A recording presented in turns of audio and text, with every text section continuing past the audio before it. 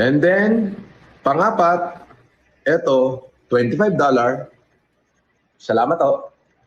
Sabi niya, MG is trying to limit the definition of endorsed to celebrities' endorsement of product in order to dodge his moral, if not legal, culpabilities. He advertised Sadi explicitly stating, you can go and contact them. Oh, talaga naman. Diba? Ginawa naman talaga ni MG, shinout-out niya. At sinabi niya talaga na pwede niyong kontakin yun. Bakit? Nagbibigay ng pre-legal advice. Ngayon, kung merong isang follower si MG at merong kinakaharap na usaping legal, pwede siyang lumapit doon. Pwede siyang mahumingi ng tulong. Pwede siyang magpakonsulta. Merong pre-legal advice kanyang FB page. Wala akong nakikitang masama doon eh. Pero syempre, mamasamain ninyo. Bakit? Mga bobo kayo. Kapag ba sinabi ni MG sa kanya mga follower, oh guys, may bagong gawan tulay doon. Kamalanyugan Bridge. Doon sa Apari. Punta kayo doon, talon kayo.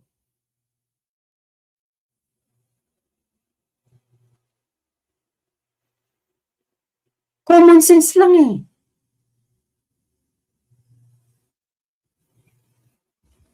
Common sense lang.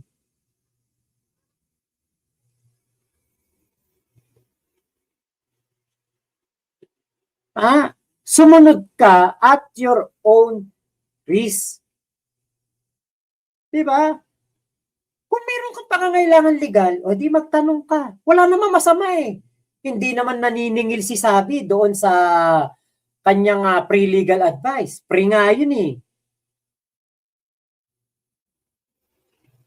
Pero yung, ano yun? Ganun ba kabobo ang tingin nyo sa mga kahombre ni MG?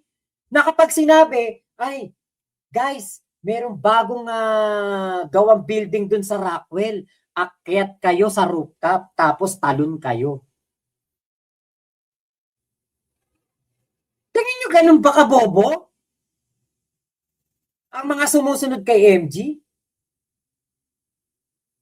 Saka ito pa nga matindi. Hindi nyo nga mapatunayan sa amin na follower ni MG yung mga naloko na yan. Kino-question nyo lang. Dahil bakit sinout out? Simple endorsement. Kino-question nyo. Bakit? Nainggit ba kayo? O di magpa-shoutout din kayo kay MG.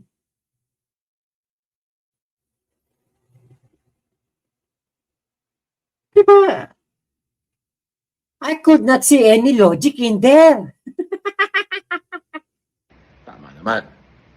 Tama. Tama naman. Siyempre, pabor sa'yo yan. Demonyo na to. Sabi ni USA, sabi niya, anong sinasabi mo na shout out? Halata naman endorsement ang ginawa mo. Kahit na nga full endorsement pa yan eh. Kahit na full endorsement yan, may pinirmahang kontrata, may araw, kung ilang araw isya-shoutout, i-endorse, may kontrata, nagpirmahan, nagbayaran.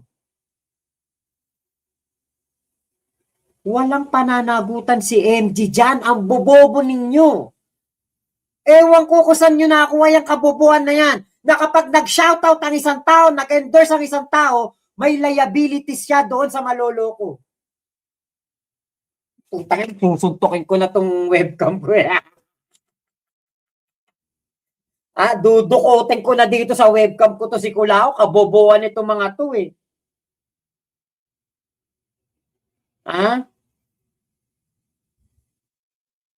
Puro kayo bobo eh.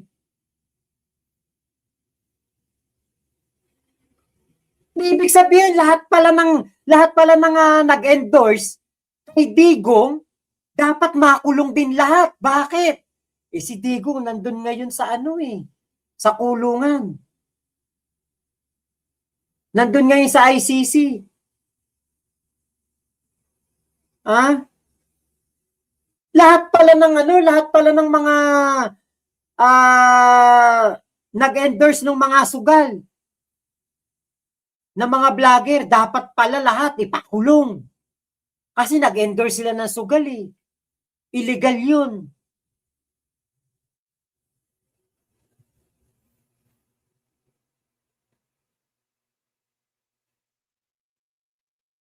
Ang bobobo nyo naman.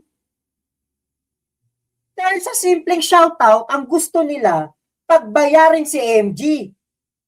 Sige nga, maglabas kayo ng mga nabiktima kuno ni Sabi, simula nung shinout out ni MG, simula nung in-endorse ni MG, etong si Sabi Filipino Lawyer, bigyan nyo kami ng listahan. Puta rin yun, putak ng putak, naloko 2024, naloko 2023. Paano nangyari yun? Pumasok si Sabi dito sa Kulang Nation ngayon lang 2025 month of November or December.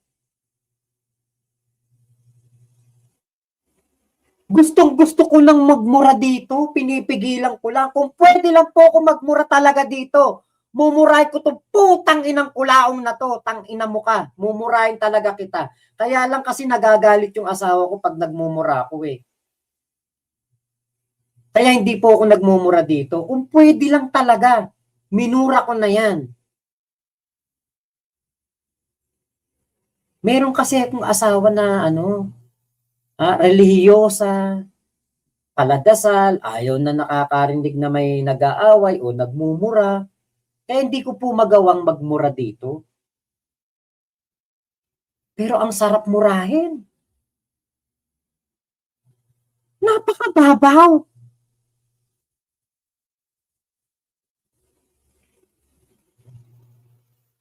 Sa totoo lang, sige na. Kunwari talaga, in-endorse ni MG. Kunwari na lang in-endorse talaga ni MG. Ibigay na natin kunwari sa mga Normanians. Andiyan ang NBI, andiyan ang cybercrime. Di ba Kulao, sabi mo malakas ka sa cybercrime? Ba't hindi ka pumunta ng cybercrime?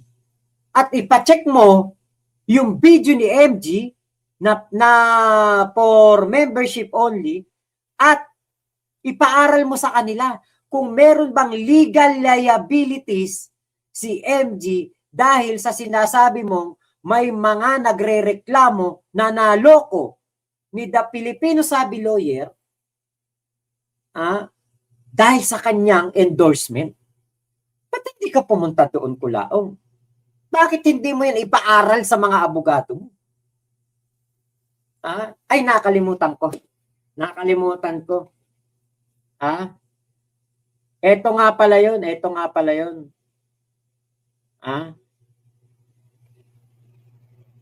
Sanay na sanay ka nga pala, Kulaong, namang trial by publicity. Nakalimutan ko. Maliwanag na maliwanag dito. Ang ginagawa mo kay MG ay maliwanag na maliwanag, plain and simple, trial by publicity. Bakit? Kasi gustong-gusto mo makabawi. Gustong-gusto mo makatabla.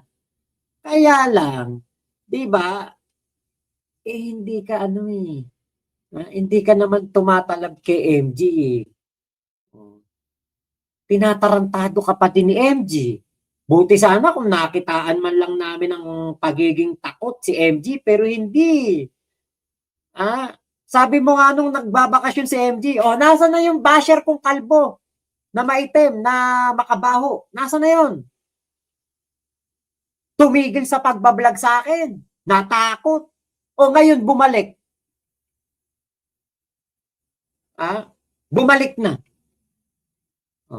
Iyak tawa ka na naman. Galit na galit ka na naman. Pikon na pikon ka na naman. Nagagalit ka na naman. Yung galit ng mga sinasabi mong nabiktima ko no ni The Sabi Filipino Lawyer, ginagamit mo. Diyan ka humuhugot ngayon ng tapang at galit para labanan si MG. Pero alam mo, pabor kay MG yan. Tone-toneladang kaso na naman ang kinakaharap mo. Huling-huli ka na. Pilit mo pang tinatanggi. Pelem, tunay na may malasakit sa OFW. Tangina, kung may tunay na malasakit yan sa mga OFW. Oh. Bakit hindi niya ibalik ang pera ng mga OFW na nagbigay sa kanya ng pera, pambili ng bigas, 1,000,000 sako para sa Bataan? Kung meron talagang malasakit yan sa mga OFW, bakit yung 6 na babaeng pinadala niya doon sa ibang bansa, nag-apply na waitress, pagdating doon sa ibang bansa, nagbebenta ng tilapia? Kung kani-kanino binebenta yung tilapia. Kung yan may malasakit talaga sa OFW, walang human trafficking case yan. Mga bobo kayo, mga Normanians. So, yan yung mga katanungan na bumabalot sa iyong mga supporter na Ano yung mga supporter? Bobo, hindi supporter ni Makagago yan. naglilipatan ngayon sa akin. Bakit Putang inang yan. Kung yan, mga supporter ni MG, mga bobo, ganun pala ang ano niya, mga utak niya, mga bobo pala yan. Oh. Abay, Birami, nasa iPhone 17 Pro Max na sila. Bumaba pa sila sa 5110. bakit hindi mo mailaglag ang isang kriminal na may existing warrant of arrest? Oh, nasan yung warrant of arrest? Kulaong. Oh. Kasi kami, pinapakita namin dito, kahit ako, yung mga pinopost ni MG, pinopost ni Pudgy News, na mga mugshot, warrant of arrest, ang lakas ng loob ko ipakita eh. Bakit ikaw ni isang warrant of arrest nang sinasabi mong si Susan Yance ay wanted, ba't wala kang maipakita? Yun ang tanong. Ba't hindi mo maipakita, Kulaong? Naduduwag ka ba? Na talagang pugante at fugitive sa batas. Alam mo ba na obligasyon nating mamamayan na tulungan ng mga kapulisan para mailagay sa kamay ng batas ang mga nagtatagong kriminal? Oh. Bakit yung kasama mo may service sentence? May service sentence yun yung kasama mo, yung may-ari nung anak ng may-ari ng lugawan, ba't hindi mo diniretso sa istasyon?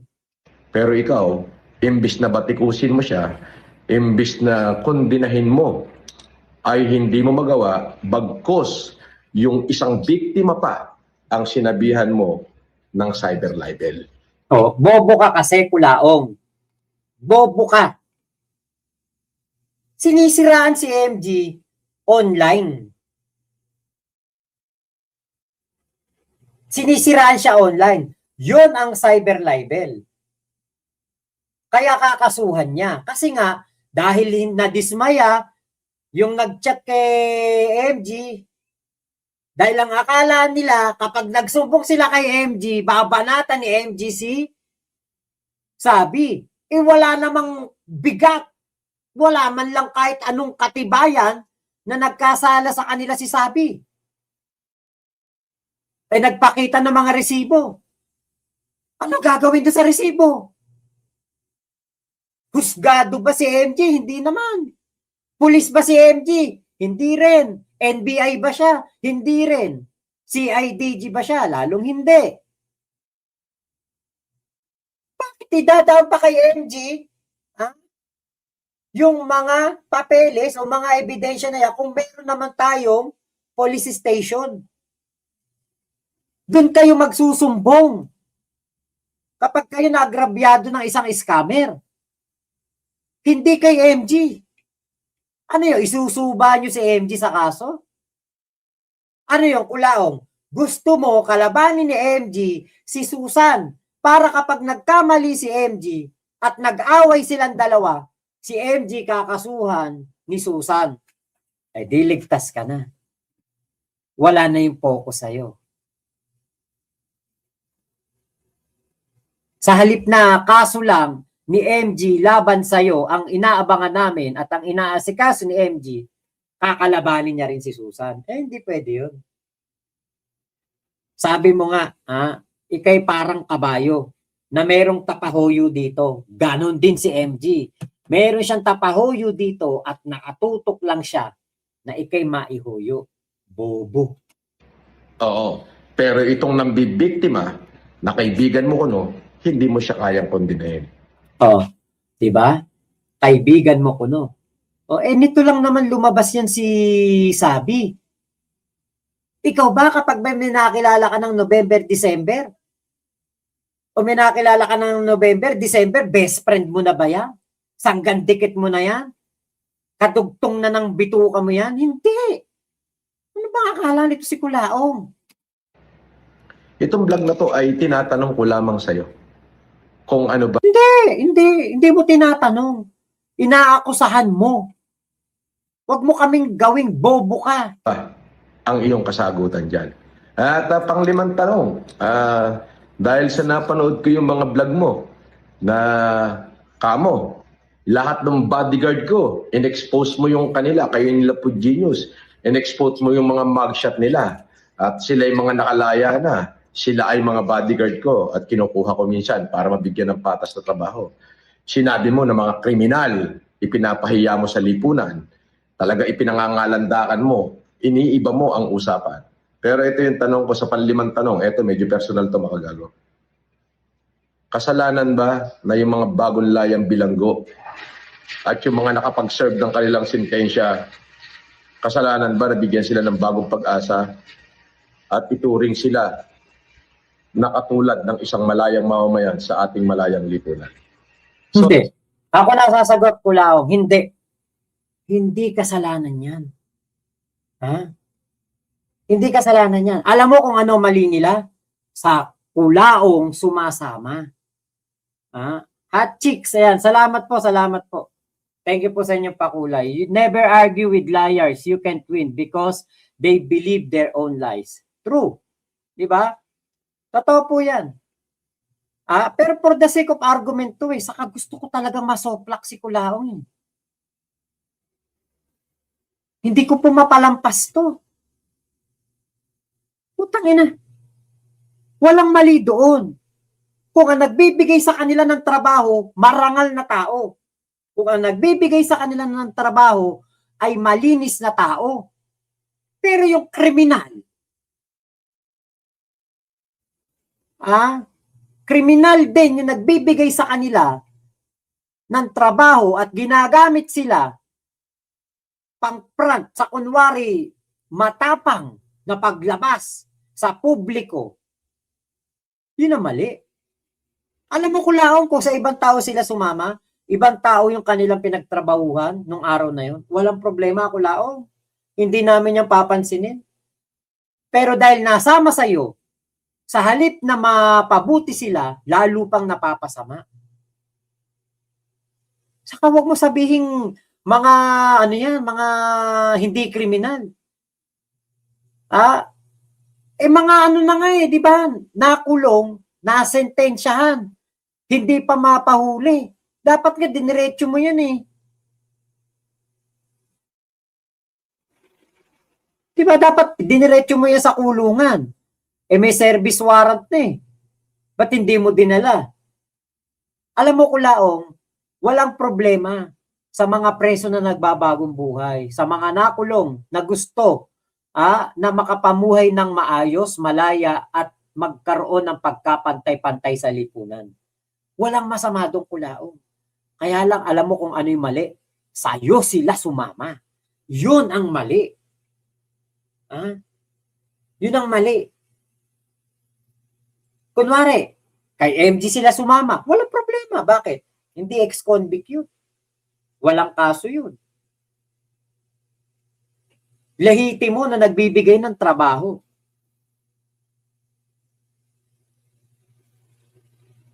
Kung sa mga ibang kumpanya sila nag-apply, nagtrabaho, okay din yun. Walang problema. Kasi yun talaga yun. Yun talaga ang tamang pagbabagong buhay. Tatrabaho ka sa kumpanya, exam ka, titignan kung ikaw ba'y gumagamit pa. Kapag ikay napatunayang malinis ka, magtatrabaho ka, pipirma ka ng kontrata, yan ang magandang pagbabago. Pero yung magbabodyguard sa isang alam namin na masamang tao at nambubudol ng mga Pilipino, hindi lang sa pera, pati sa pag-iisip, pati sa mentalidad. Araw-araw nambubudol ka ng mga Pilipino, sinasabi mo, Marcos ka. Iniyayabang mo, ikay may dugong Marcos. Iniyayabang mo, ikay mayaman. Hilahod na hilahod ka na. Baling-bali na yung tuka mo. Doon sila nagagamit ng mali. Kaya, di ba? Hindi, alam naman namin, hindi mo advokasya yan, Kulaong. Sarili mo ang pamilya, hindi mo nga matulungan eh. Tapos mga preso pa na hindi mo kilala, na nung lumaya, tutulungan mo? Huwag kami, Kulaong. Huwag kami. Alam namin, wala kang pakialam sa ibang tao. So